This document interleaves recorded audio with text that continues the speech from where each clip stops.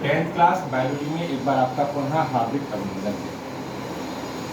पिछले दिनों में मैंने आपको जैव प्रक्रमों के बारे में बताया था और मैंने बताया था आपको कि हमारे शरीर में जो जैविक प्रक्रम है उनमें प्रमुख है पोषण, श्वसन, परिवहन,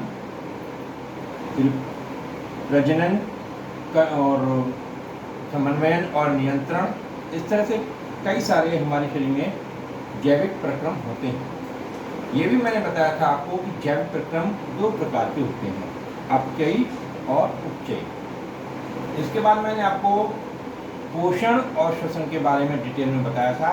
पोषण में हम पोषक तत्वों को ग्रहण करते हैं और श्वसन में हम करते हैं पोषक तत्वों से ऊर्जा प्राप्त करते हैं।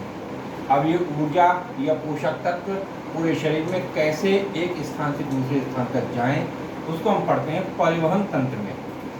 पूरे शरीर में पोषक तत्वों को पहुंचाना, पूरे शरीर के प्रत्येक कोशिका तक ऊर्जा पहुंचाना और वर्ज्य पदार्थों को, उत्सर्जित पदार्थों को बाहर पहुंचाने के लिए जो सिस्टम है, जो तंत्र है, उसको होते हैं परिवहन तंत्र, ट्रांसपोर्टेशन सिस्टम।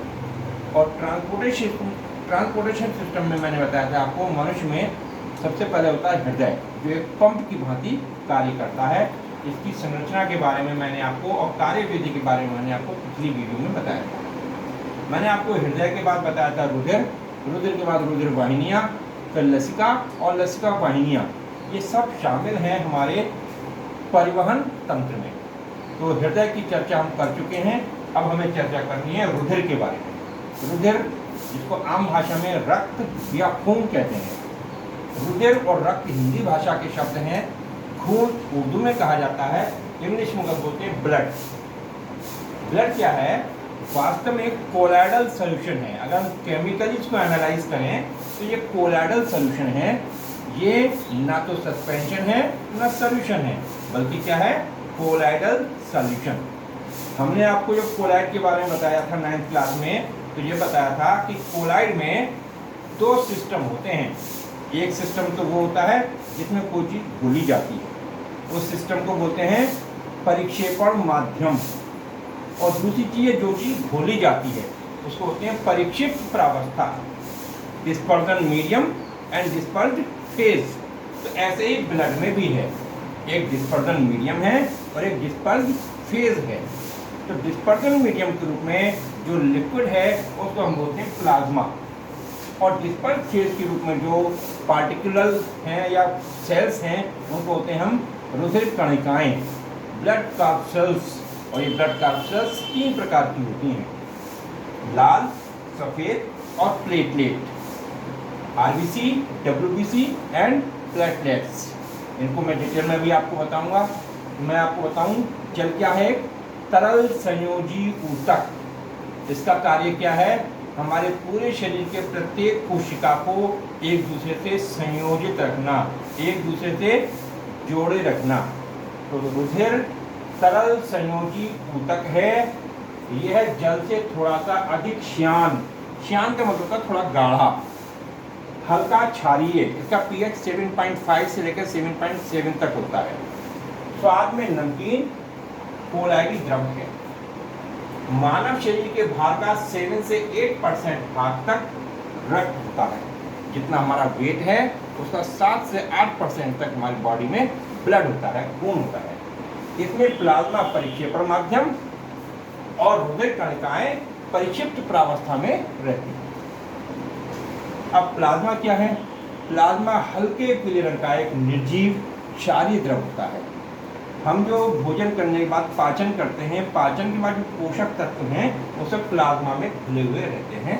और प्लाज्मा का काम है शरीर के तापमान और जल की मात्रा को नियंत्रित करना। अब इस प्लाज्मा में ही रुधिर कणिकाएं परिक्षिप्त होती हैं, एक तरह से कहते हैं उसमें मिली हुई घुली हुई होती हैं।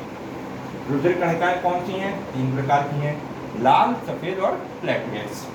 लाल कणिकाओं की संख्या सबसे ज़्यादा होती है। और याद रखिए, जितने कशेरुकी जंतु हैं, रीढ़ की हड्डी वाले जितने जंतु हैं, उन सभी में लाल रुधिर कणिकाएं पाई जाती हैं। ये एक मिनट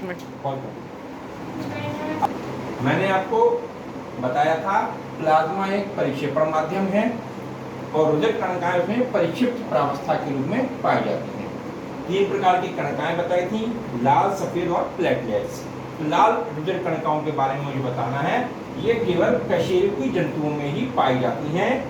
इनके कोशिका द्रव्य में ऑक्सीजन संवहन हेतु हीमोग्लोबिन नाम का यौगिक पाया जाता है। आरबीसी में केंद्रक नहीं होता। इनका जीवन काल लगभग 120 दिन का होता है। पुरुषों में इनकी संख्या 50 से 55 लाख प्रति घन मिलीलीटर और महिलाओं में इसकी संख्या 45 से 50 लाख प्रति घन मिलीमीटर होती है। अब एक शब्द आया था हीमोग्लोबिन। ये हीमोग्लोबिन हमारे ब्लड के लिए, हमारे शरीर के लिए सबसे ज़्यादा इम्पॉर्टेंट यौगिक है।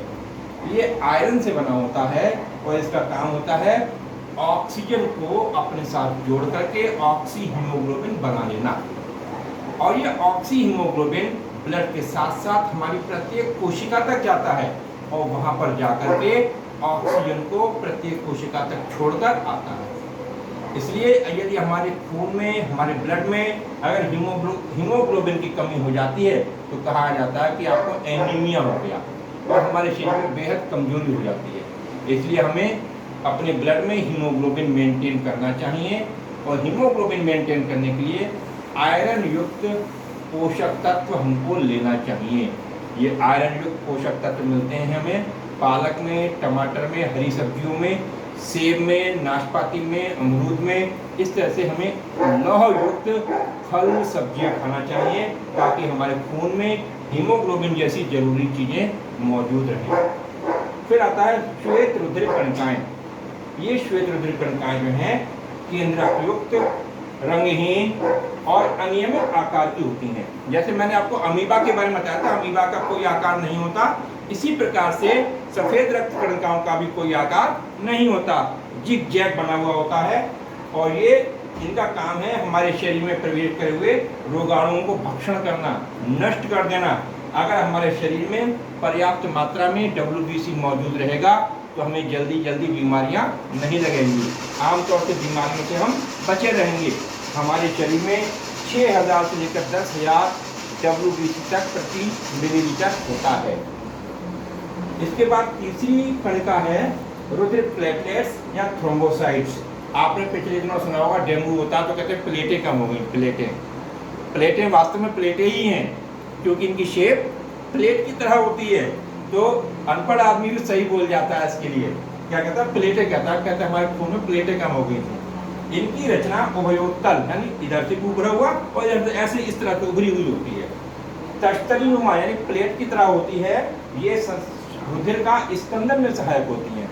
जैसे कि मान लो हमारे कहीं चोट लग जाती है, कहीं कट जाता है, कोई दिक्कत होती है तो ब्लड बहता रहेगा। लेकिन अगर हमारे शरीर में प्लेटलेट्स सफिशिएंट हैं तो थोड़ी देर बाद खून अपने आप जमना शुरू हो जाएगा और खून का रक्त स्राव बंद हो जाएगा। तो इसकी कमी से जब डेंगू जैसी बीमारी होती है तो ब्लड में इसकी कमी हो जाती है। जब ज़्यादा कमी हो जाती है तो मृत्यु तक हो जाती है। ऐसी स्थिति आने से पहले ही हमें योग चिकित्सक के पास चले जाना चाहिए और प्रॉपर ट्रीटमेंट लेना चाहिए। अब रुधिर के कार्य क्या हैं? सबसे पहला कार्य है फेफड़ों से ऊतकों तक ऑक्सीजन का परिवहन यानी पहुंचाना। दूसरा कार्य है विभिन्न ऊतकों से कार्बन डाइऑक्साइड एकत्रित कर फेफड़ों तक पहुंचाना। तीसरा कार्य है उपापचय में बने विषैले एवं हानिकारक पदार्थों को एकत्रित करके उपयोगी बनाने के लिए यकृत में भेजना। यकृत मीन्स लिवर, जिगर। विभिन्न प्रकार के उत्सर्जी पदार्थों का उत्सर्जन हेतु वृक्कों में भेजना। वृक्क मीन्स गुर्दा, किडनी, जो हमारा फिल्टर है। इसको हम डिटेल में बताएंगे आपको नेक्स्ट वीडियोज में। विभिन्न प्रकार के हार्मोन्स व एंजाइम्स का परिवहन करना। देखिए हमारी बॉडी में हार्मोन्स बनते हैं जो मैं नेक्स्ट चैप्टर में बताऊंगा। हमारी बॉडी में एंजाइम्स बनते हैं जो मैं आपको डाइजेशन सिस्टम में बता चुका हूँ आपके लिए। शरीर के समस्त अंगों का ताप संतुलित करना और छोटी आंच से पाचित भोज्य पदार्थों का अवशोषण रक्त प्लाज्मा से ही होता है। तो हमारे शरीर में ये खून बहुत जरूरी है। अगर खून की कमी हो जाती है तो हमारे शरीर में पीलापन सा आता है और हमें बहुत ज़्यादा कमजोरी महसूस होती है और इस बीमारी को बोलते हैं रक्त अल्पता, एनीमिया। हमें एनीमिया से बचने के लिए हरी सब्जियां, फल इत्यादि खाना चाहिए और संतुलित आहार लेना चाहिए। Thank you.